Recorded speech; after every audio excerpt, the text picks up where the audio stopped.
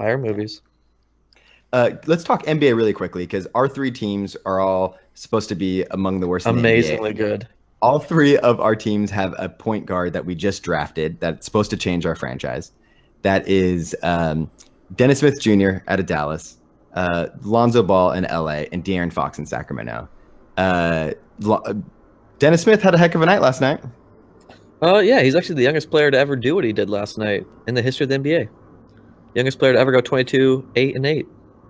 Wow, Less that's than a 3 special turnovers. statistic. It's pretty cool. The vaunted 22, I 8, mean- and 8.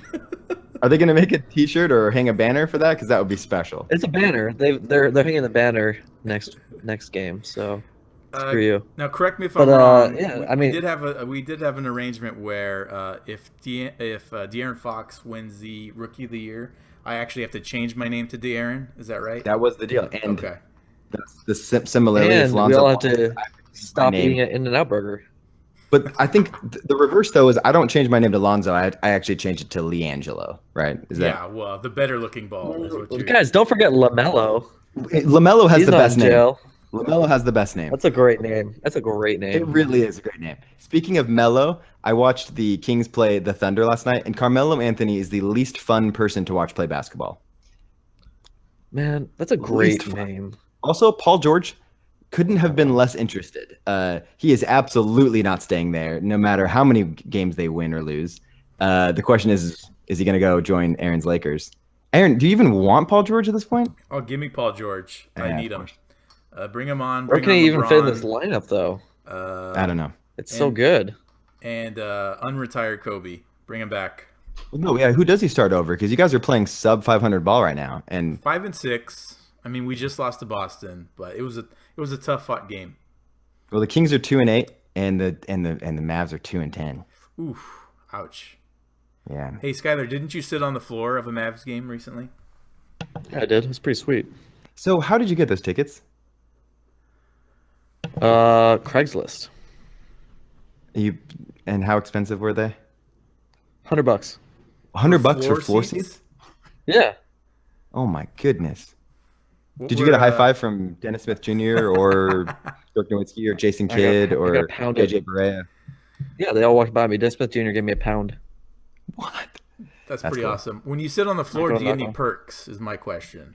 Yeah. So actually, there's a VIP lounge area where you can go and get food and drink that they definitely do not have for sale in the rest of the arena. Like, it's really fancy, swanky stuff.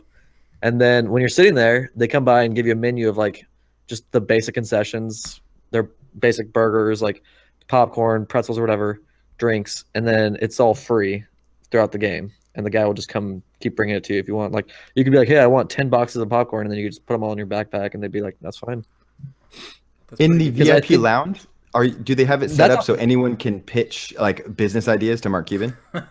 Yeah, it's actually the VIP lounge is similar to the set of Shark Tank. That Just- it's actually Cuban, and then he has 3 of the Mavs dancers sitting next to him.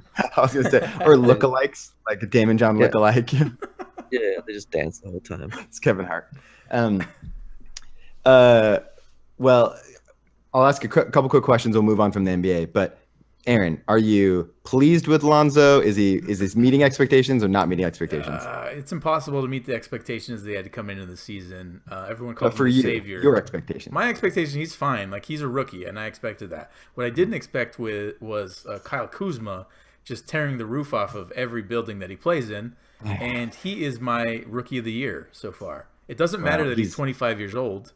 He's still the He rookie played of at the the year. University, so I have just absolutely no respect for For him. 6 so. years, I think he played there, right? Yeah. He probably served a mission too. I don't know. Yeah. No, it's been He a rough year definitely for did. Lonzo. He's going to get better, but he still looks like a rookie. So All right, Skylar, same question. Would it Dennis be Smith possible Jr. for him to get worse, though? he could get worse. Yeah, definitely. Okay, let's see. I want to see him shoot 15%. Are you kidding What's me? that do? Could he get worse? He could be Markelle Fultz. Exactly. There you go. Oh, guys, he's not even playing right now. Yeah, I know. And Sad. if he were good, he would be. And everyone's just like, yeah, he's definitely the number 1 overall pick. Dude, Definitely. Okay. Skylar, you were pretty hyped on Dennis Smith Jr. He got the Summer League MVP. Is he meeting expectations? exceeding expectations for you? He didn't get Summer League MVP. I'm pretty sure that was Lonzo. It was Lonzo. I see. I But mix them up all the time. he came out of Summer League, and they asked all the rookies who they thought was going to win Rookie of the That's Year what it this was. year, and everyone said him except He's for everyone. Lonzo. Yeah, he's everyone's greatest friend. I guess most popular award.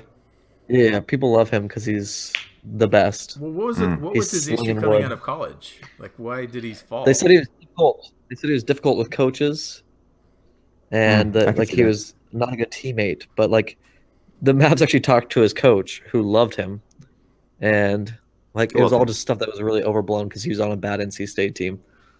Like Trust I mean, me. we're terrible right now, and he's totally fine in the locker room. In fact, him and Carlisle are getting along really well, which people didn't think would happen because Carlisle butts head with people a lot.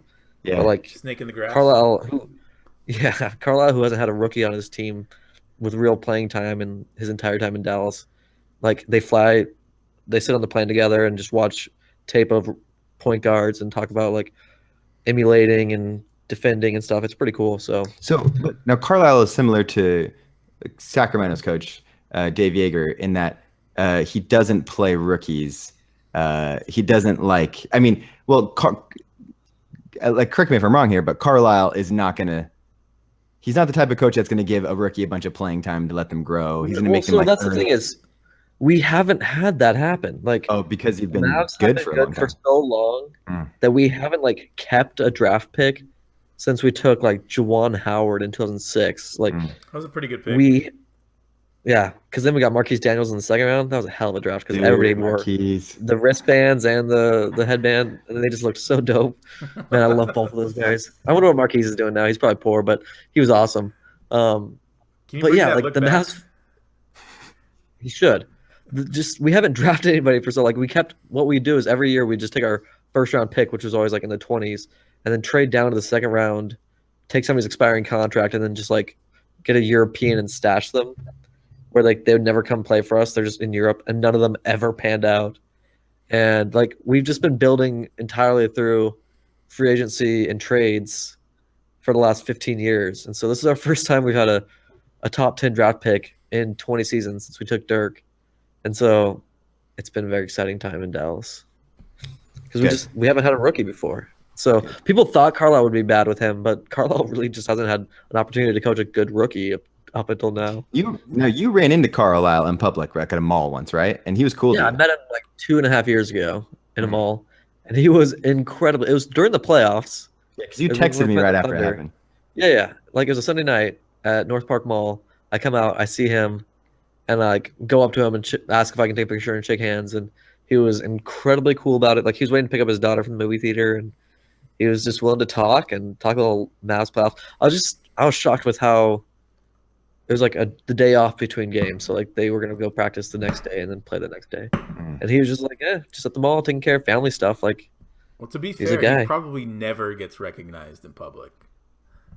That's or people not true. want to take photos with him because they think he's Jim Carrey. The thing is, he's like 6'5", so Well, so are he you. stands out. Like Yeah.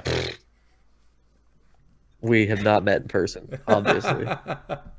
I've seen those photos of you at the alt-right protests. Oh, You were dude. towering over those. The I alt-right don't look like guys. Mike Cernovich. Yeah. I can't believe we mentioned this in a past pod, but you weren't here to talk about it, Skylar. You were featured in an episode of Last Week Tonight with John Oliver on HBO. Oh, And yeah, you just yeah, I happened forgot to about be on the wrong side of not just the protest, but of history. You were I'm there was a obviously dude scoffing at something that an there was a alt-right dude guy said. waving the Confederate flag, and then there's like this Trump supporter behind him that apparently, correct me if I'm wrong, you were going over there to, try and talk some sense into him, but you got in the photo. Also- you're like the winking and the LBJ photo guy. I mean, you are a part of the. I'm the congressman, yeah. So there was a guy yelling while one of our dudes was talking. So I went over to him and I was just like put a hand on him, just like, hey, let's calm down a little bit. We don't have to yell. And he like calmed down immediately. And then that's when things escalated because the guy with the Confederate flag came over and started yelling like in the face of all the cameras. He was smart. He knew how to get the media attention. And so then at that point, I was just talking to the guy because he was trying to tell me how Trump would want him to fight for Texas if Texas seceded again. And like It was it was a lot of stuff, and then he was trying to explain to me freedom of speech, and people think freedom of speech means something that it doesn't. Like That even is the true thing. like they were just talking this week about the lady in Virginia who was flipping off the president. Like that's her free speech. How could they possibly fire? People are stupid, but yeah. Well, let's What a not country. get too much into that. Since this is the Brave Little Podcast, we talk movies. We welcome all political persuasions, people of all I don't. political persuasions.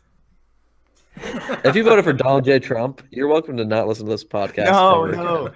I And want, I'd want you to probably stick recommend you around, just but go just ahead know and that leave we the, think you voted for the wrong person. Think we've now been dealing with this for a year. He's the worst president in modern history. So, The only reason he's worse is because there was a guy named James Garfield. okay, Martin Van Buren, I would argue, is worse, but that's beside the point. The point here is I got an iPhone 10 this weekend. Ba-ba-da. I cannot figure out how to show. I do not know Which how to color move did you get? in Is front of that a camera. pink? Yeah, I got the rose gold one. Cool. Are they still calling it rose gold? No, they don't have rose gold You're anymore. staying on brand by picking another pink one. Good job. So this is a contractual thing I have to talk about since Apple is a sponsor of the Brave Little Podcast.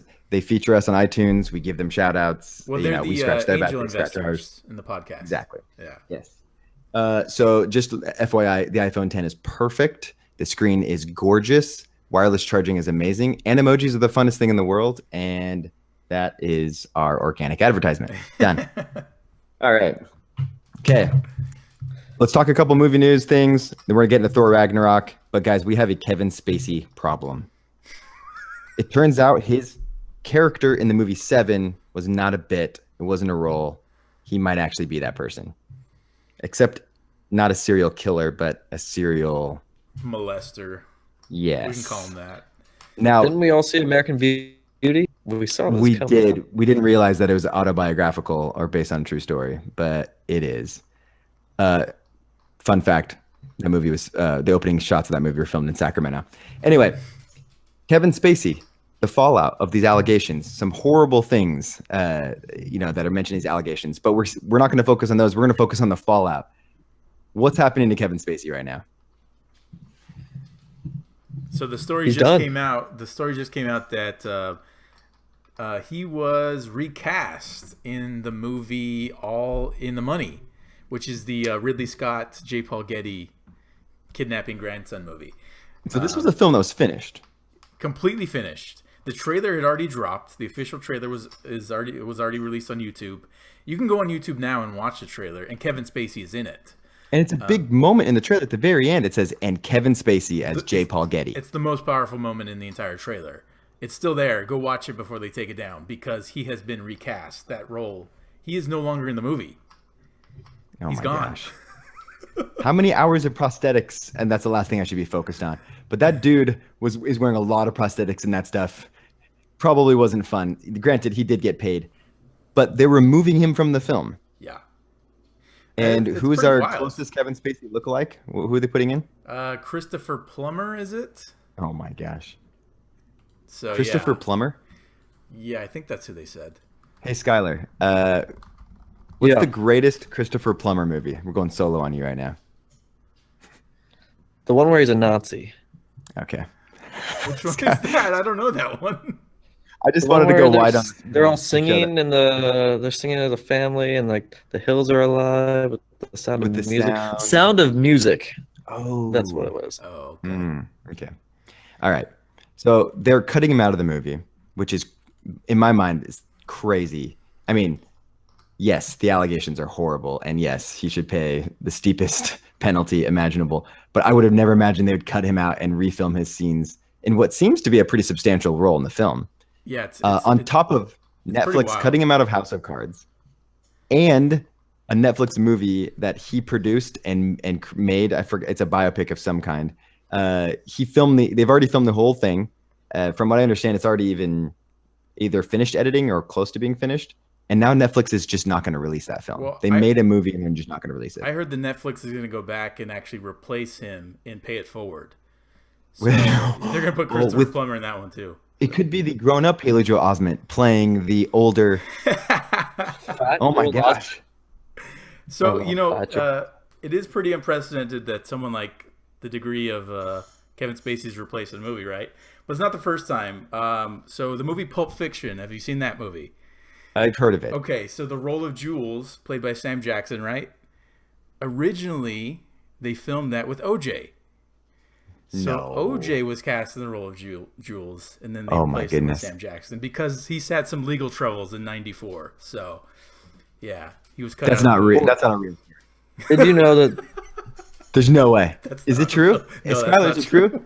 Oh man. No. Well, it's not. That's not true. But there's like so in a similar story, Back to the Future, like there was like 6 weeks where they filmed with a different actor. Yeah. Who I don't know if you guys know this. It was O.J. Simpson. Oh And my goodness. They just didn't feel like he was right for the role. Like this visual of him running down the street in the 50s and all Wait, the O.J. Simpson was Marty McFly? yeah. And like Wow. the problem is the town members just kept saying really racist things to him Mhm. and referring to him as boy a lot. And so they had to Hmm. shut down production and bring it See, back. Well, I heard a different version of this story. Yeah. I heard that is like in part of the prep while they're doing like all the work. He gets in the DeLorean, he goes to the future and finds out that he did some pretty bad stuff. And he comes back and he's like, "Uh-oh. Guys, I got some stuff to take care of. See now We're I going heard back. I got to go I buy heard some he- undersized gloves." that the doc got him involved. He went back in the past 1 minute, came back in the DeLorean, and cops were there and arrested him for stealing an old white man's DeLorean. So Well, actually, none of those are true because it was a Robert Zemeckis movie, and he couldn't have two black people in it. The guy that played Goldie, who eventually became mayor, was the only black guy allowed in that movie. that's not true because Marvin Berry's cousin is in it. Yeah, that's right. Marvin. It's your cousin.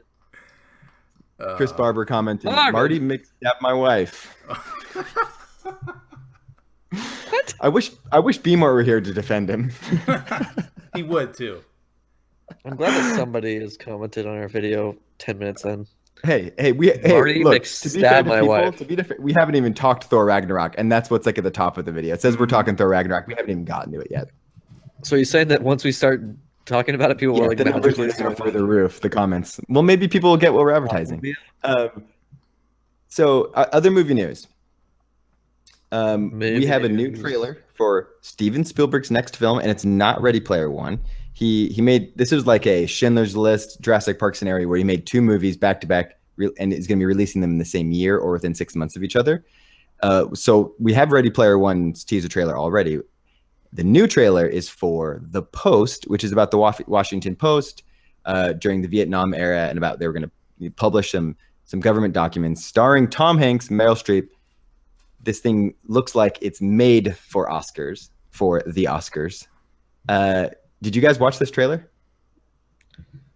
Just watched it right before we started recording. What'd you think? I love Bob Odenkirk. And I couldn't really hear any of the dialogue because you guys were talking over it. But it looks like a lot of serious stuff is going on. I feel like Tom Hanks is trying to play Michael Keaton in this. Yes. So this is. I mean, he's been doing that for years. So, guys, is Tom Hanks trying to talk with an accent in this movie? he's doing an accent. I heard some hint of it. It's bad, but he's trying. Because Keaton did the same thing. Keaton had a terrible accent in the Boston Globe movie. Look, I know Aaron is not a big Spielberg fan, but Skylar and I have some admiration due to obviously Jaws, Raiders of the Lost Ark, Close Encounters of the Third Kind, Jurassic Park, Schindler's List, The Terminal, War Horse, War of the Lincoln. Worlds, Lincoln. But guys, I watched Big this. F giant. This is a trailer that should excite me. Steven Spielberg, Tom Hanks, Meryl Streep, a movie about journalism. I loved Spotlight. I could not be less interested in this movie. It looks not just uninteresting, but like bad. Like I'm really concerned. Well, you can already tell just by watching the trailer, it's going to be incredibly boring. Like it is going to be a slog. There's no doubt about it. Jesse Plemons is in this movie, and if you have Jesse Plemons in your movie and you don't use him in the trailer, I'm concerned. Plemons is in this? Yes. Are we sure? He's on IMDb, but they could have cut him. You know. We are decidedly pro Plemons in this podcast. So Can I tell you guys, no matter how bad or good this movie is, doesn't matter. But both Tom and Meryl are getting Oscar nods? Oh, there's no doubt. I mean, Meryl's getting the nod no Meryl's matter gonna get what. one. No matter what. Tom doesn't get him every year anymore. I don't know. He doesn't have Maybe the Odenkirk cachet. will get a best supporting because Odenkirk is beloved by everyone right now. Yeah, David Cross not Better so Call much. Saul is one of the best shows on television in my mind. Yeah, Remember, this trailer looks bad though. Let's be honest. Yeah, It's yeah, terrible. All right. Anything else? Movie news? one last comment on the trailer. I feel like Barkhad Abdi as Richard Nixon was a weird casting choice, but So, hey, when Tom Hanks is in the movie, he needs Barkhad Abdi to come in and tell him, "I am the president now."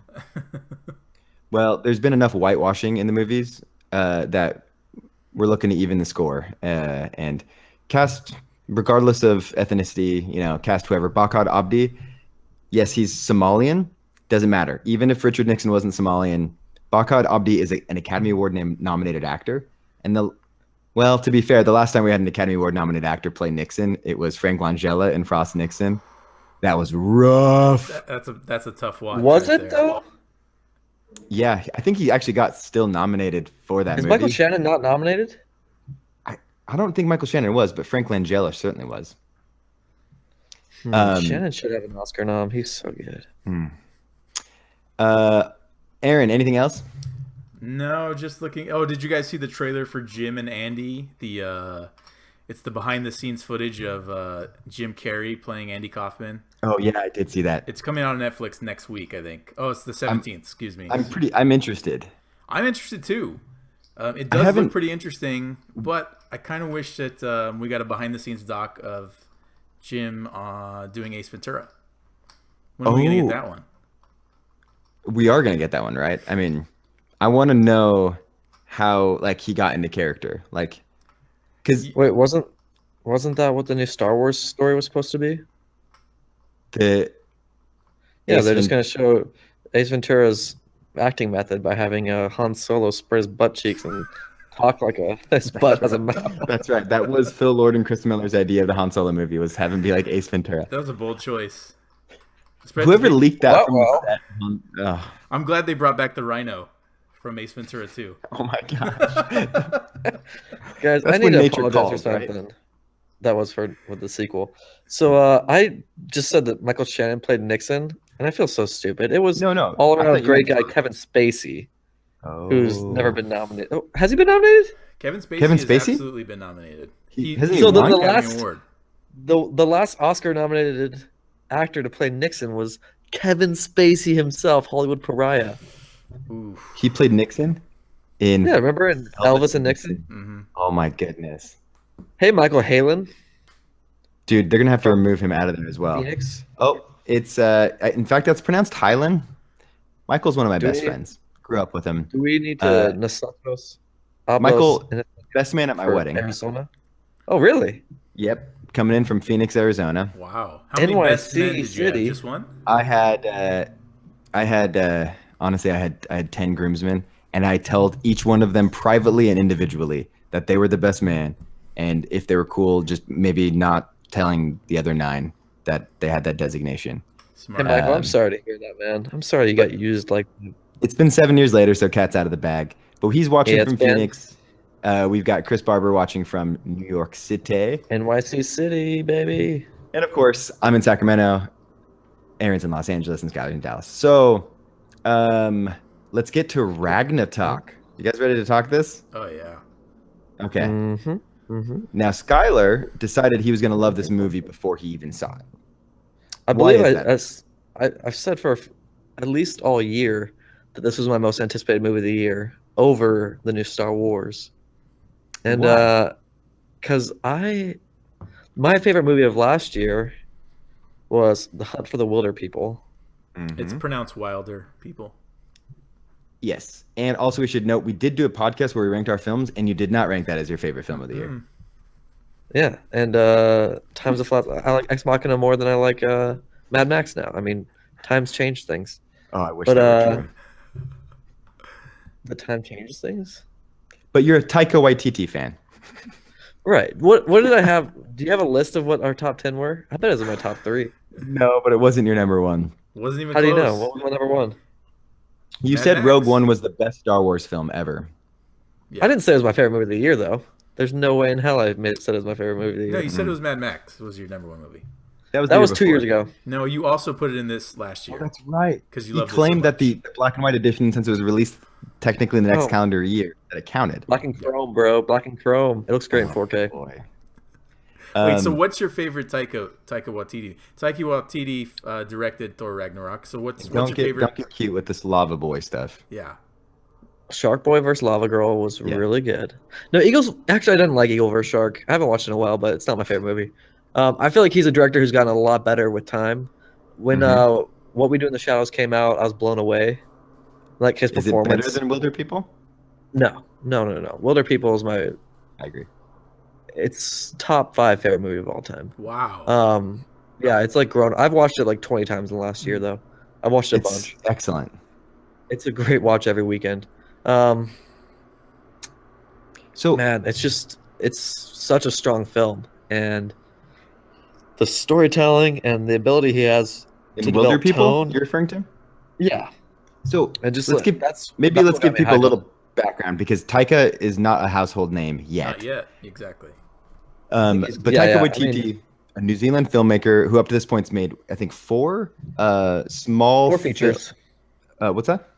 He's done 4 features at this point. Four directing. features, all based in New Zealand, all of like independent, I guess financed by the New Zealand Film Commission, but very small budgets, very intimate films. He's got a very kind of quirky sense of humor and personality that makes his movies fun.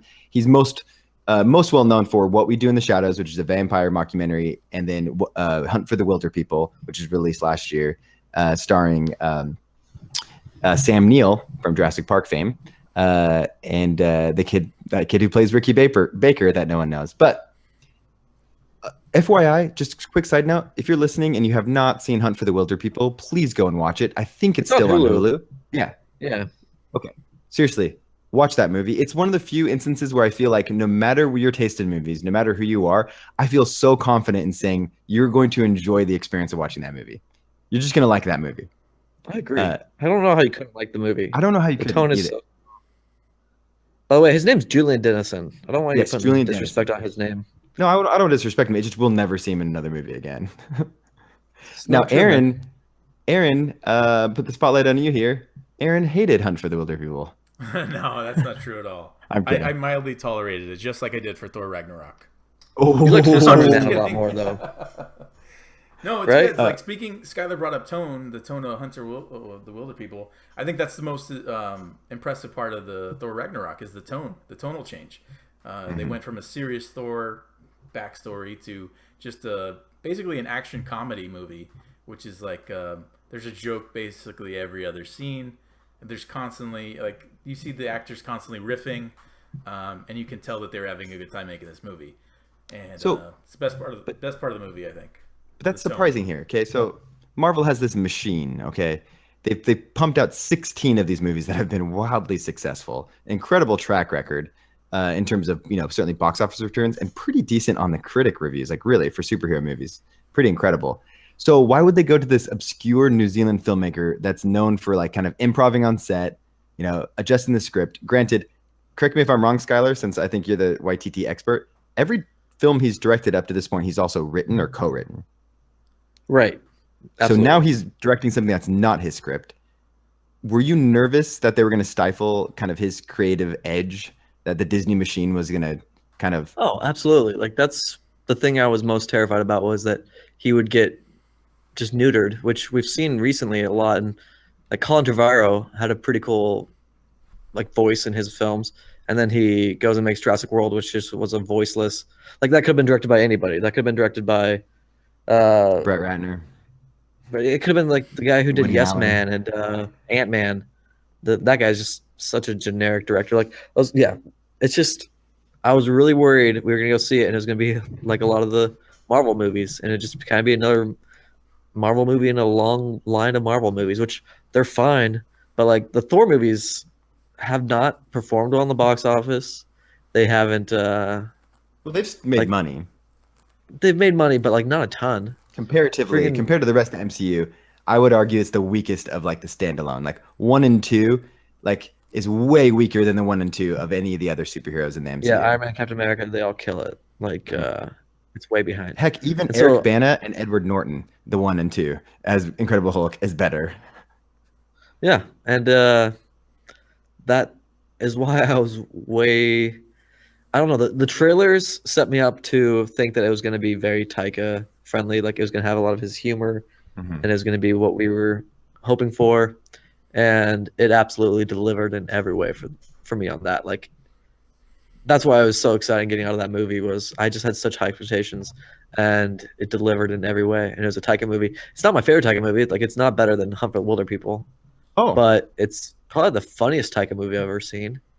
Um, it was So- jam packed with jokes. Mhm. It was great. I really enjoyed it. so was it better than you were expecting? Yeah, for sure. Okay. Like, Aaron.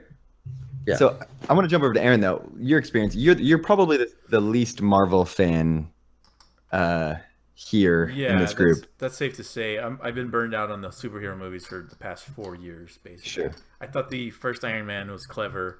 After that, it's been pretty much just boring. But this movie, this Thor Ragnarok, was exactly what I was hoping it would be.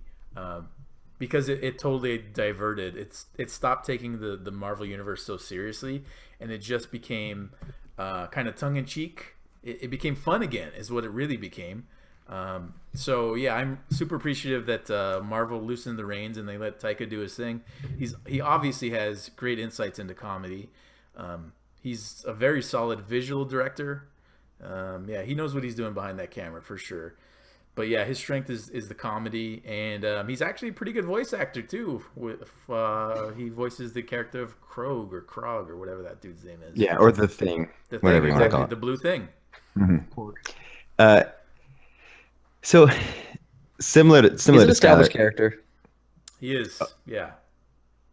an established character. Are you saying before this movie? Inside the Marvel universe. Yeah. So those who have seen it and those who are listening, if you didn't know, the voice of that blue rock monster known as Korg is the voice of the director of the film, Taika Waititi. I feel like a vast majority of people watching that film will have no idea who that is.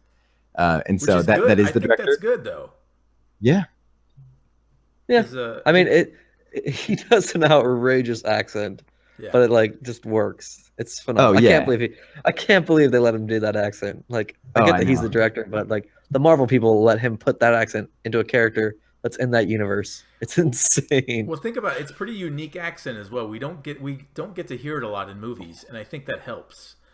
We hear British all the time. Obviously, we hear even South African. We hear more than that. So Yeah. I think it was a nice novelty Oh, yeah. touch. And he goes full Kiwi in that character, which is like Absolutely. the whole. You know, Oh, it's like a caricature. It's over the top. Yeah, it's exactly, great. Exactly. So I mean, it's this idea of him being this huge rock monster that'd be super intimidating, but he's got this chill, kind-hearted Kiwi. You know, like have no cares type of. Yeah, I feel like Korg and his preacher or priest character from Wilder People are very similar characters. Like they have kind of that same high-pitched, over-the-top accent that's just so lovable. Although more lisp in that last Wilder People character, but man. I'm just going to highlight a quick comment here from Jocelyn Clark Merkley, who says that all the Marvel movies since Ant-Man have been filmed in the new Pinewood studio in my hometown. She's in Georgia, so she's referring to Atlanta. But it's worth noting, all of them except Ragnarok, which was filmed in Australia. Per Chris Hemsworth's request, right? Well, I mean, Kate Blanchett, then Taika's from across the water. Yeah, but they'd already decided to shoot in Australia by the time that they had done that. And you get Carl Urban, who's another Kiwi, to come over from New Zealand to film it. Did Idris Elba go to Australia to film his parts? Idris Elba 0 scenes in Australia. Another human being I bet he was in Pinewood. I bet he was. I think he was at Pinewood, but I don't think any other human was on screen with him. No, never, so. not once. Mm. Man, Idris, he filmed his part for this movie in 30 seconds. And then they just replayed it over and over and over. Out of contractual obligation, because as much as I love this movie, poor Idris Elba. I think he's a little bit bigger than Heimdall. It's such a bummer because he could be like, that's such a cool character, but I bet he thought he'd be doing spin-off movies by now. Like Heimdall should be getting his own movies. I mean, especially if you have Idris Elba. He was just so like, I mean, what a forgettable role. Like just that whole time for him was just so sad. And yeah, He had so little to do, and he looked so bored. And I know. I imagine he walked on set, and they're like, "Hey, Idris, here's the context put in." He's like, "You're doing that crap digital. You're doing it digital. You better You're get doing it it on in the first post. take. I'm not putting those contacts in. You're doing all of that in post." Well, I mean, so we're talking about the misuse of a character. A great actor is what he is. Yeah. But let's talk about the perfect use of another great actor in Tessa Thompson as the Valkyrie. Well, I don't remember what her character name is. Valkyrie Is it Valkyrie? or Scrapper 142. Okay. How great was she? Yeah. So Phenomenal. Yeah. she's my honestly, she's my MVP. Like we know, Hemsworth's comedic chops were on display here, and I think just I should say a side note: the moment that I knew that this movie was going to be okay, and Taika was going to be able to be Taika, is at the very beginning when Thor is hanging in chains talking to this big flame monster, and he tells him to hold up because he was twisting just out of sight, and he's asking him to wait for him to come back around again. That Yeah. was such a Taika type joke that there's just no way that was written in a script by any of the whatever the screenwriter by committee was. That's when I knew it was going to be good. Chris Hemsworth is incredible with his comedic chops, as we've seen in the Ghostbusters remake. I'd argue But that Tessa he's better Thompson- than Ghostbusters. Tessa Thompson is the best actor in this movie. Yeah. Oh, I don't think there's a question. She's the best actor in this movie. Kate Blanchett.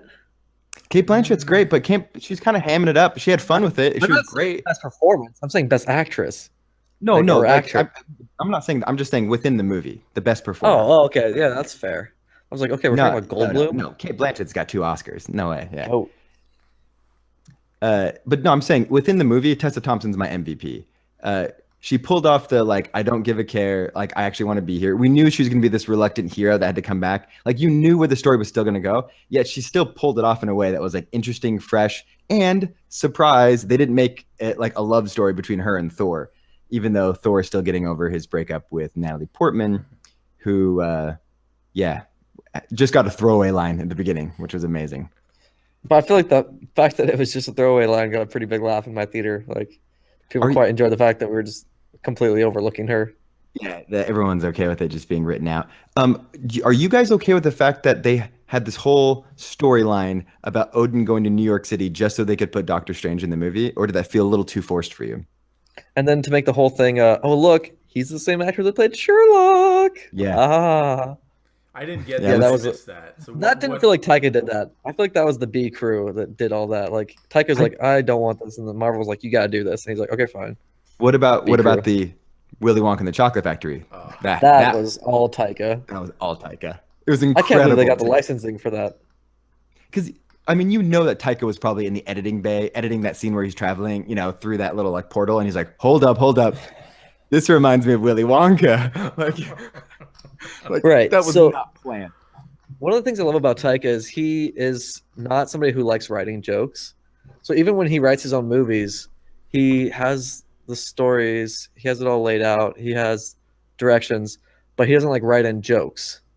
And so all those jokes that are in his movies are things that are made up on set, including this, which is interesting because I think that the scripts they had jokes in them, but they did not use them. Like everything you see in the film was completely from day of set stuff. Now it's not like improv, like he's sitting there actually improvising lines on set. Like he's day of coming up with jokes, talking with the actors, like doing all this, and then they take it and then try out 10 different things, which I feel like the extras I hope has like a 30-40 minute reel of just all the jokes that they tried in place of things, just to kind of see how great they were. But Yeah, it really makes Man. me wonder how many. It's like it reminds me of like the Anchorman extra features. You catch all of these scenes where they have so many different versions of the line, and Like and they you do know 10 that different that's how jokes. Ragnarok was. Like Right. oh yeah, So we have the upside, which is Ragnarok, and we also have the downside, which was Ghostbusters, where they did the exact same thing, and Ghostbusters failed miserably with that, allowing them to improv. So yeah, I want to say a lot of things about why that failed. Man, there's a lot of reasons why that movie didn't work. Sorry We're talking to Ghostbusters. yes. I'll give you the reason why Ghostbusters 2016 failed. The reason it failed and then Ragnarok did so well. Chris Hemsworth is the least funny person in Ragnarok. Chris Hemsworth was the funniest person in Ghostbusters 2016. Yeah, it's true. And I find Kate McKinnon and Oh, Melissa McCarthy very funny. Mhm. so funny. Kristen Wiig, oh, laughs a minute. Not Chris in the Hemsworth, movie it's though. funny. Yeah. Well, look Yeah. at who's at the helm there. Paul Feig versus Paul Taika. So Feig. yeah. So I think Figgy. yeah. So I mean, it just goes to show how Figure it goes to show how important a great director is, right? Absolutely. So speaking of that, so we talk about Taika and his sensibility and getting to do what he wants to do. Like part of Taika's magic isn't just the fact he throws out funny lines for line readings to get people to do, all these different versions and all these different takes. By the way, like the snake story, I just don't think that was Oh, written in script. no. Uh, There's no way. and it was amazing. I've seen it twice. That was the biggest laugh in both of the screenings I went to. Easily the biggest laugh. Not my But favorite. It's so not well just shot. so it's not just that Taika can throw out the lines. Taika creates an environment on set from everything I've read and everything I've heard that makes people feel loose, comfortable, happy, and then kind of like it's his job as a director to get people in the zone where they can come up with their own lines or they can come up with like, they can improv some good stuff. And I feel like that's part of what he does is like he creates this environment where people can thrive and it shows in all of these scenes. Like I'm convinced I'm seeing the best version of whatever the improv is in each of these scenes. Right. And to me, it worked, and it worked consistently from beginning to end, all the way to my very favorite sequence, which is the very end when the Immigrant song by Led Zeppelin comes back, the same song from the very beginning. That's an action sequence that I honestly think is one of the best action sequences in any of the Marvel movies. It's incredible. Like, it's amazing. So for him to be able to have packed so much emotion and punch in that last scene, and also like keep the story together, I'm interested in where these characters are going. It's pretty amazing. Yeah, and if you heard, I was listening to some interview with Taika. I think it was Channel 33 podcast. He talks about how specifically the Immigrant song was part of basically his pitch. Yeah. And he didn't feel like they could get it because it's famously really difficult to get anything licensed in a movie, anything from Led Zeppelin. But his reel or his pitch was so good, so convincing that Led Zeppelin let him have it. And when you see how it's used in the movie, you understand because it's perfect. The use of Immigrant Song in those scenes, those two sequences, I mean, it's just flawless. So really well done. And it just goes to show the importance of having a great song to score an action sequence. Yeah, famously hard to get Led Zeppelin to agree to. It's amazing. Like through most of their years in their prime, of course, they would the last type of band that would commercialize their music for Hollywood in that way. But as they've gotten in their older age, whichever ones that are still alive, yeah, I think the paycheck and Taika literally says that in that podcast you referenced. Yeah, he said they were sending Led Zeppelin the actual footage with the song so they could see. And just cash, just write them a huge check and be like, "Hey, so can we use this?" And at their point in this career, it's just why not? And I get why an artist wouldn't want to commercialize their music. Like I get that, except really their music is being used in a really good way, and it totally services it, and it's not unnecessary. It complements it. It's a good point because that song is tired. Like that song, we've heard it on the radio every day for the last 40 years or however long it's been released since the mid 70s. It's really tired. It's a song that you're bored of and you can't even listen to anymore. But it works so well. It packs such a punch in that scene that it's great. Like it feels fresh again. So yeah, absolutely. Sorry we dropped Skylar there for a second. Welcome back. Yeah, it was no big deal. Aaron got us covered. He was banned Skylar, for a minute. who are your MVPs in this movie? I think my MVPs are going to be Topaz and the Grandmaster. Let's talk Jeff I Goldblum. loved something I've heard is people wanted more Goldblum, people wanted more like this and this, and like of course I would love more Grandmaster, more Goldblum's performance because Goldblum pretty much plays a space version of himself, and the jokes that he doesn't say, like there's a few times where he just like completely stops talking. And like those were my biggest laughs during the movie, and I thought he absolutely killed it. I loved everything about what he brought to the movie, and then I thought his chemistry with his muscle man, who was Topaz, played by Rachel House, who's been in a bunch of Taika movies. She's the grandma from Moana. She was one of my Donal nominees for last year. She killed it. she is so good, and she has like this really incredible weapon called the melting stick, which I feel like is an all-time great uh movie weapon, and I Well, I mean, it's really a freaking sight gag, don't you think? it's a great sight gag. It really Like is. even watching Thor having to watch that was a great joke. Like It was great. his reaction was really good. And I just thought she was great. I enjoyed how angry she was. Like I liked her and Tessa Thompson's interactions. Like the scene where she comes in to bring him Thor, and then they go back and forth. Like he wants to refer to her as the best, but Topaz is like trash. Like it's so natural and like it all felt so real. And I feel like such a step away from anything we've seen. Like even Guardians of the Galaxy didn't Funnier. have characters like Yeah, that. this is funny. And so This is this funnier than Guardians of the Galaxy? yeah, it is. Yeah. It's and like Guardians of the Galaxy even has the benefit of the fact you're introducing these cool new characters. Like so you get a whole lot of like new world building and like they went up to all these different worlds. Sakaar is my favorite planet we've seen. Like that place, the coloring, like the thought that went into what people look like there. Just like I could watch a whole movie from Sakaar. Like if they wanted to go back there, that'd be great. Yeah. The visuals have I really loved it. Like the different ships and like Yeah. I the love class ship in the culture, back. Yeah. The ship design was great, especially It was the amazing. interiors. It was really amazing. Yeah. Oh, and like the firework design was really great too. The happy For his birthday birthday. Himself saying happy birthday. Man, I think it's safe to say There's- it's the funniest movie of the year, right? it's the funniest movie I've seen this year for Yeah, sure. definitely. That Definitely. and Now, like Bad Moms granted, Christmas. Daddy's Home 2 comes out this weekend, so gotta Ooh, wait. Gibson's gonna be really funny. I hear he has a Getting whole bit belt holder. about who started all the wars in the whole world. Can we talk about least valuable player in this movie? Yes, please? yes. But let me also just can I just gush a little go bit for more it. about Jeff Goldblum, because Skylar mentioned the scene, and this is to me is just a good example of why this movie worked, and also why I think it was way riskier than we may even be giving it credit. But that scene when Jeff Goldblum is talking about how time works on Sakaar, and he's describing how old he is, and then he Oh just my kind of goodness. stops, has that coy look, and then there's kind of this laugh, and then it cuts to Scar, I've been here for half a and million it just- years, but it lingers on pretty Earth, long on him. I Which would is, be and then it cuts to Thor being like, "What is he talking about?" so confused.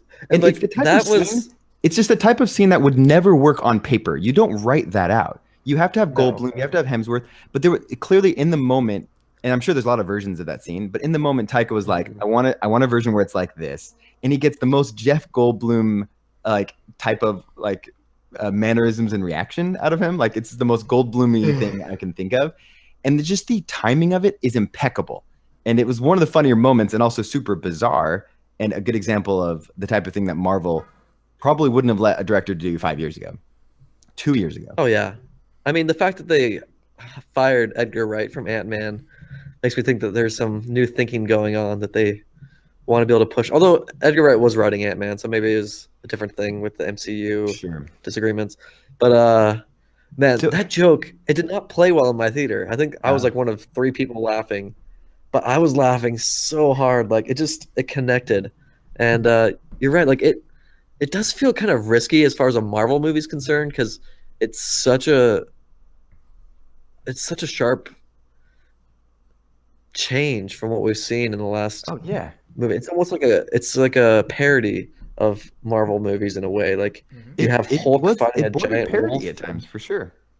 and it was incredible. But at the same time, I mean, we can talk about it, but there's people who are big Marvel heads, which I can't imagine. Like, I think we all agree Marvel movies are like really well made, but we don't love them. Like, it's fun that we keep getting all these Marvel movies, and I'll keep going to them. But like, also, this is like my first Marvel movie I've really loved. Well, they feel Like, I really like Guardians, Since when? but Since like, the first Guardians? yeah, and like I loved the first Iron Man when I saw that. I was like, man, Yeah. this Oh, he's muted. Yeah. Yeah, I think he's. Yeah, I don't think he knows he's muted. Okay. I don't know about you, Aaron, but I still like. I put it up there. Like some of my favorite Marvel movies are Iron Man, Avengers, the first Guardians of the Galaxy, Winter Soldier. I know I liked Civil War and you did not. And so I put it in that upper tier though. Oh, without a doubt. There's no doubt about it. And I think to tag on to what Skylar was saying, I think this movie feels like, so a lot of the Marvel movies feel like they're soulless to me, and they feel very corporate and very much like shells and paint by numbers. This movie has a soul, without a doubt, and it's incredibly unique, and I think that's why it's so much fun. But yeah, I think it's as far as Marvel movies goes, it's probably in my top 3. I think it's easily in my top 3, if not 1 or 2. It's gotta be. Yeah, it's in the definitely in the top 5 somewhere for me. I need time and another rewatch before I even would try to rank this. You've already seen I've seen it twice. Okay. And it held. The second time was super exciting. Like seeing it with audiences is a fun thing. So anyone listening to this that's like even remotely interested in going to see Thor Ragnarok, I would recommend going in the theater because it's funny enough that it's a good experience to experience, to be around other people, to see where the laughs come, and like it is really unexpected. I mean, it's a comedy. Totally. Yeah, it's totally absolutely. There's a rock paper scissors joke, and it lands. There is. Like, it's very strong. It's actually interesting because I remember seeing Taika was at Sundance last year, I think, and he was like getting interviewed for another project, and one of the people was like, "Hey, you're doing Thor Ragnarok." He's like, "Yeah." And they're like, "What can you tell us? Like, what's gonna be different between this and like the last Thor movies? Like, obviously you have a background in comedy." He's like, "Well, it's gonna be just like the Thor movies, but more jokes." And like at the time, I thought he was like making fun of the person for like assuming that he was just gonna take a movie and then like add humor. But like in a lot of ways, in a very simplified version of what he did, like he took the Thor movies and then he added comedy. And like obviously he completely changed the tone. He had like a really interesting story to tell, but like ultimately it was adding humor. Like I guess that's what makes it hard because comedy can also be subjective. And if you're already offended that these movies don't feel like your idea of this comic book you love, then you're probably going to feel sour on the jokes. Yeah. So and I can see that, but wrap our conversation up with talking about what Aaron had alluded to earlier, like our least valuable players or the kind of low points, because there are people I've talked to who have really not liked this film. That is too slapsticky, too jokey, and to them didn't just border on parody; it went full parody. And this big Marvel, cinematic universe that's been built through all of these 16 now 17 films, that this one was almost poking fun and not taking it seriously. Like for example, like Loki in the Avengers is a serious bad guy, and Loki is just kind of like a jokey side character here. I mean, he's more than that, but like he's not the big bad A that he used to be. No, not at all. Right. Yeah, and I think that's where the movie for me fails. Kind of Kate Blanchett doesn't feel like a good villain to me. She puts on a good performance, but at no point do I feel like she's actually has a chance of reaching her goal. But my biggest least MVP, if that makes any sense, is Carl Urban as Scourge. I thought he was disagree. This was a problem. Completely misused. You don't bring in Eomer to be a coward. He was not a coward. He was a coward, bro. He was a coward. He was not. Did you guys not see the end of this movie? He has. What was wrong with your Fever's protector? Look, he does have a great punchline. Don't discourage on me, man. I love Scourge, and I thought he did a great job. The shake weight scene, but that's it. Shake weight scene, the Des and Troy scene. Glamour and Troy is a great. That was very much guns are awesome type of message, and I don't know how I feel about that. I thought that was great. Not ready for that. I honestly thought he did really well because I thought he played I think one of you said he was a really one-note character, but I disagreed. I thought he played a character with a pretty broad range, actually. Like he is this character who is a coward, but he's also really has a lot of pride, and then he kind of comes around to what it means to be an Asgardian, and you see a lot of that happen without any audio because he's not allowed to talk to anyone about what he's going through. The that you're going right now to defend Carl Urban's honor is admirable. And I like Carl Urban, but he was not meant to be a character with like a fully developed arc here. He absolutely was not on screen long enough to do that. Dude, Scourge was on screen for like 15 minutes. Yeah, that's about right. 15, 17 minutes. Yeah. That's a pretty major character. I mean, this probably could have been called Thor Scourge Rock. Or just Scourge Ragnarok. I'm going to go out and say, like, I would rather have him not be in this film and that character be totally gone. And give all those minutes to Idris Elba as Heimdall. That's exactly what I was No. thinking. Yeah, because he literally takes Scourge was Idris more Elba's interesting than Heimdall. He had more to work with. That's the thing.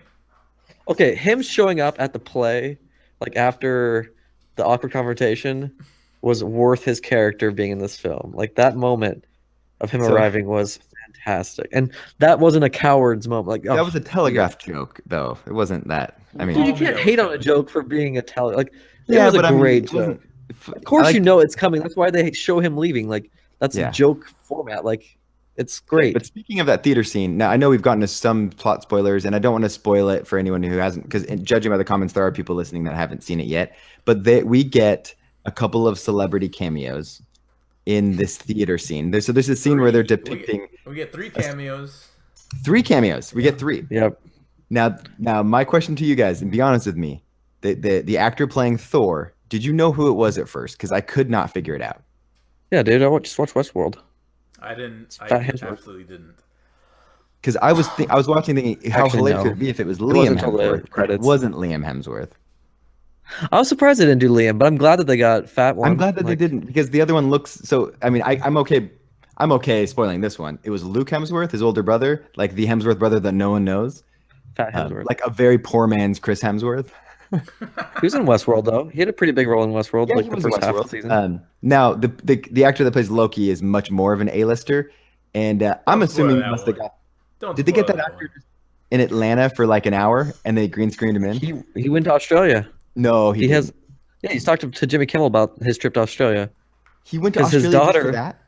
Yeah, because he ended up he's really good friends with Chris Hemsworth, so his family like made a trip of it. So he brought his wife Oh. and kids, and like Chris Hemsworth's taking him to the beach, and the story is going, oh, we're scared of sharks and the snakes and the spiders and everything. He's like, you guys don't even worry about any of that. Like that's not a thing here.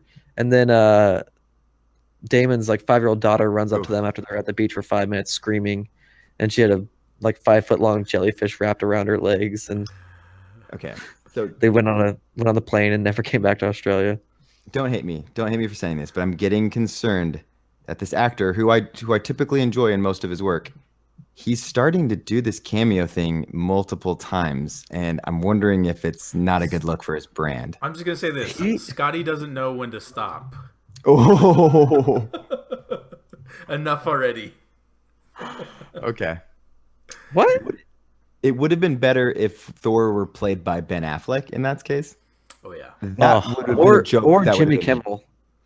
Oh, What's that? Or Kimmel. Jimmy Kimmel? Yeah. Kimmel would have been Kimmel great. as Odin would have been great. I think. Yes. That's true. No, Sam Neill, he did it perfectly. No, yeah, no, I mean, yeah. Sam Neill's He's actually very- like a stage I mean- performer, so it was perfect seeing him up there like stage performing again.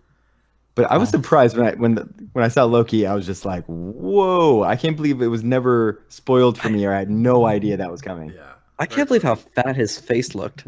It Like was- just compared, like I was because Sam Neill's this concerned. faced guy, and this It was like- guy, whoever he Craft is, services. this He guy might be who here like, just for that. yeah, his face looks so fat. This Yeah. guy's best friends with Ben Affleck. He's still Casey. he's still recovering from his downsizing role, maybe. Casey Um, Affleck. All right, so so we're just over an hour here, or just about. Did we? Was he in The Martian?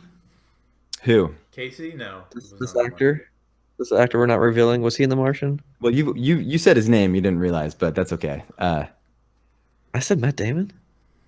No, that's not who it was, though. Oh, good. It was Casey Affleck. I'm glad I didn't say Matt Damon. I wouldn't want to say the name of the actor. It That was was the in third it. Affleck Damon. brother. Is the older Affleck. Okay. Matt Damon. Matt Damon has a cameo in Finding Forrester with Sean Connery at the very, very end. He does this again in Interstellar, and he's done it again in Thor Ragnarok, and like it's not cute anymore. I'm concerned. No, it's very scary. The Interstellar moment, I still remember being in the theater and like before it even opened, being like, I don't know how, but I know it's gonna be Matt Damon. I yeah, Like- you can just feel it. He's just got that short, stocky kind of build, in the spacesuit.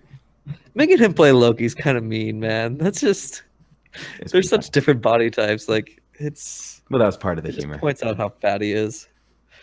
Although, did you Um, guys see when Hemsworth came to Jimmy Kimmel, they had Taika, and Mark Ruffalo in the background, like or in the green room, and then Damon comes up, and like when I saw that video, I was just like, oh, that's fun. Like Damon just loves hanging out with Kimmel. I didn't realize that there could be some reason for Damon being there. There It was Matt actually a Damon. reason. Now it all Matt makes Damon sense. has a cameo. All right. Any other concerns or criticisms, since we're kind of talking about that sort of right now? Every time we start talking about criticisms, by the way, we very quickly transition into positive. It just turns into compliments. But that speaks to how good this movie was. Really, I think it's deserved. I mean, you could focus on all the tropes that are boring and tired, but it's like, what's the point? I mean, let's just focus on the positive, because this is a good Marvel movie. I will say that like the formula of these Marvel movies is predictable. I don't know that this broke the like plot formula. Like I don't think it really broke from that path. It was still very much like that. The good thing is Taika played within that framework and made it great. But like it's a formula that's fine. It's predictable. It is what it is. I mean, I can't expect that they're gonna just do some crazy change up to the way these are plotted. It'd be nice, it'd be refreshing, but that's not what's going to happen in these Marvel movies. And so, if anything, the plot itself, like just the bare bones, what this story was about, pretty pedestrian. But you know, it is what we've come to expect. I agree. And can I just say before we go, my MVP is actually Hulk, and not Mark Ruffalo, but Hulk. I was going to say so not Mark Ruffalo, the actual Hulk. Not Bruce Banner, literally Hulk. Who pop quiz? Who did the voice of Hulk? I thought it was Mark Ruffalo. Ed Norton. Ed Norton, okay. Eric Bana, the best Hulk. No, but seriously, who do we even know? I actually don't know the answer to that I think question. it's Ruffalo, and they just Ruffalo did motion capture for it too. Yeah. Okay. So they just distort his voice, and it sounds like him. So that makes sense. Yeah. Ruffalo really enjoyed like this version of the Hulk. He's talked a lot about how like this was his favorite movie he's done with the Hulk because he's on screen so little. Very underutilized. Plus, like it is interesting the idea that like they're all there filming the second Avengers movie, and they're like, "Oh man, did you guys get the script for Civil War?" And they're like, "Yeah, that's gonna be so much fun to shoot." And then like Hemsworth and Ruffalo are just back there like, "Yeah, did not get that script." So it kind of created like this underdog identity for these two that they like now get to have their own movie, and like this is better than Civil War. So one of the bigger laughs in my theaters when when Bruce Banner jumps out of the plane and lands on the Rainbow Road. Okay. David hated that scene, but I loved it. It got huge laughs in both my screenings as well, and I really dislike that scene. I chuckled, I'll be honest. I would have chuckled if it were the first time they made that joke. You're really oversaying that they made that joke. You said like the first time it was like, oh, that's the 9th time they made that joke. It's the third time they did it. The second time I watched it, I actually counted. There's 6 times they do this joke where a hero is about to have his moment, and in 2 of the situations, they literally say the exact same line, and surprise, they fall flat on their face in some way. It's a funny device. I actually think it's really good slapstick. It's just not good when it's done like 4, 5, 6 times. It becomes like, I know what's going to happen here. And look, some people like to laugh at the same time. Judge them. It wasn't done 6 times. I mean, that's how well it worked on you, it seems. It honestly, if I could have picked one of them to have stayed in the movie, it would have been the Banner one.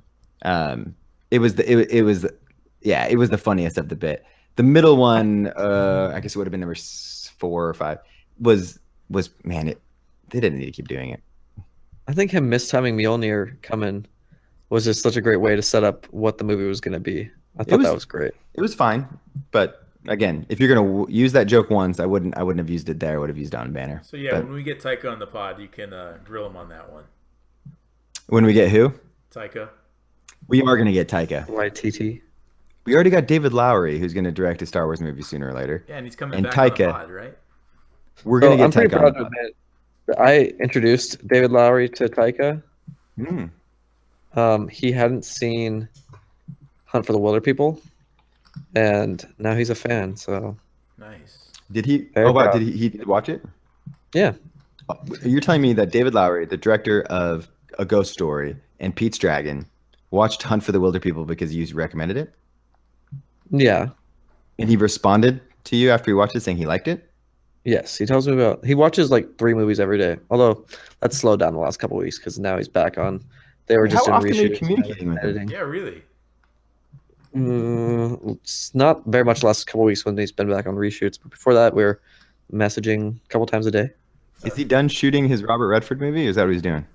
So he just got back from Ohio, where they're doing reshoots. They had Okay. a couple weeks of reshoots, but now they're back in editing, so he's back in the Bay. We got to get him. We got to get him on video next time. Now, Yeah. so when you say messaging, do you mean text messaging or like Facebook Messenger? Or email. Messaging via WhatsApp. WhatsApp? Snapping. He only Snapchatting.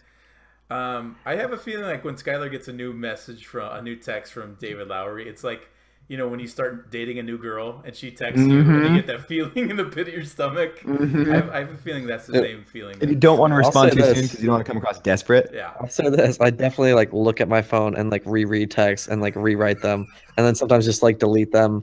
And I'm like, well, I don't want to respond. I don't want to look desperate. I'm gonna wait like an hour before I respond. And then you see his bubble up that He he's didn't- typing, and you're like, I'm gonna wait. What's he gonna say? Like he took 10 hours to reply. I should probably like take at least 5 hours. You know, just a little. I don't need to wait 15 hours for his reply and then immediately reply in like 30 seconds. Very smart. That's good. You gotta Yeah. play it cool. I try You gotta act try like you and have a lot of better. celebrity friends. Yeah, I'm always telling him, I'm like, hey, yeah, I was just hanging out with Kevin Spacey this weekend, and it's Aaron it's a lot of Alvarado, fun. David Stoffer, you know. Hey, we've both Yeah, have you heard about directed David short Stoffer? films. Come on now. His star rating on IMDb is marginally worse than mine. Like he's pretty cool. Hey, Hey, what about I mine? Come on. according to IMDb, I'm slightly less famous than you. But my IMDb biggest knows. credit is They're directing a very- documentary. I feel like there's a place in this world where if I just started a website where I rank every single celebrity from 1 to like however many I deem like the 1,000 most famous people, and then I like just move them up and down like a slider based on. Okay, Britney Almost like Spears. the was- stock market. like, where she you was can't attacked totally by explain somebody. the algorithm or why it goes Right, up. Or... no. So like, yeah, Britney Spears is attacked on stage. I move her up 5 spaces because she's been on TMZ. So what in that ranking? Where's Kevin Spacey right now? Oh, Kevin Spacey's like 18th most famous person in the world, like famous celebrity right now. Because he's getting He's a lot of like- news mentions. If that's Yeah, part of your 'cause he- algorithm. Like Kim Kardashian's down, her stock's down. It's all about Spacey. It's all about oh dude, what's the director who everybody was like, oh no, James this Toback. guy? Yeah, Toback made it into the top 2,000 the last Toback finally few broke the weeks. top 2,000. Toback's in. Toback sucks, but have you seen his Mike Tyson documentary?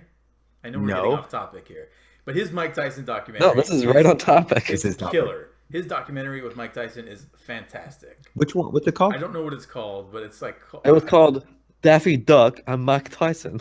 Oh my god! That I impression forgot you sounded did better a- in my you head. have a tight 5 minutes on Mike Tyson. What's the deal with Mike Tyson? I mean, What's is base he a that boxer is? or is he a biter? Did you guys see that? Yeah. You guys watching the news lately? Mike Tyson, he bit a guy's ear. Well, kind of funny. I'm glad we did come full circle with Kevin Spacey and talking about his ranking because we did start this podcast with talking about that news. We should wrap up. Any other thoughts on Ragnarok, Taika Waititi? And if not, give your plea to people listening and taking a look to about whether they should see this film in theaters or wait for it to come out in digital. I would say see this in theaters. Go watch Hunt for the Wilder People on Hulu. Mm-hmm. Just type in Taika; it'll be the first thing that comes up. If you enjoy that, go watch What We Do in the Shadows. If you enjoy that, go watch some Flight of the Conchords. He directed and wrote a bunch of those episodes. Sure if you did. like that, go see Boy. If you like that, I mean, just keep finding more and more about, because Taika is one of my favorite directors working right now. If he had a bigger portfolio of movies, I feel like I could argue for him being the best working director. But this is just his 5th feature. What would you like But, to see him do? I would love to see. Well, so he's got a couple projects coming out. He's going to be doing a Nazi comedy, Oh, geez. which he is actually half Jewish, so he's allowed to. But yeah, he's going to do a comedy based on the Nazis. So that should be really interesting to see like his take on it. He's based on the Larry David monologue from SNL. Yeah, it's a rom-com inside of Auschwitz. Oh gosh. It's called Aaron, I what would you like Auschwitz to see You. Taika do next? No, but after that movie comes out, he's also working on some stop motion projects. I'm really excited Waste about. of time, by the way. Bubbles. Waste of I his think skills. it's called Oh, Bubbles, he right? said that probably won't come out for 15 years. He's but, making a and then- stop motion movie about Michael Jackson's pet monkey. Like, we need Taika elsewhere. Yeah, it's gonna be amazing. Don't even hate on it. Oh, And I'll then he's see it. also I'll see it got opening night. He's got We Are Wolves, which is best when you see the title written down. It's a Yes, sequel to werewolves. What We Do in the Shadows. We Are Wolves coming out. They're I think starting to film that next year, so it's got a lot that's going on. Like, I mean, I would love for him to see him do a Pixar movie. I'd love to see him do a Fast and the Furious movie. I'd love to see him do a Star Wars story. Like, I just feel like he could take on pretty much every major franchise right now. I could see him doing a Mission Impossible movie. I just feel like you could give him a key to any franchise and he'd make a very cool, unique movie. Well, And the world is his oyster after the success, both financially and critically, of right. Ragnarok. And so, like, I would love to see him keep making small movies, but I feel like he has the potential to work in a bunch of different franchises, or give him a $100 million original film, like a Looper type thing. Like, I feel like he could handle Or that. Hancock. Or Hancock. Yes, give him Hancock. All right, Aaron. Final thoughts. Final thoughts is I don't want to see him direct any more movies. I think he should devote all his time to Twitter because he's a good follow. So He's a great follow. go follow Taika on Twitter. Even though I don't have a Twitter, I just peruse it as a guest. Neither do I. Neither does Skylar. All right, that's it for our show. Appreciate the people listening or paying attention, especially right now on Facebook Live. For those of you who don't know, we upload this audio into iTunes. We have a podcast. You can check it out, Brave Little Podcast. And you can listen to it, while you're at work, commute in the car, get the audio version of this. And those of you listening right now in your car, know that there is a video version.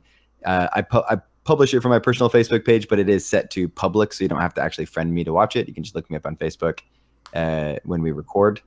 And yeah, I think that's it. Anything else, Aaron? All good? Oh, that'll do. As we say, hold on to your butts. See ya. All right.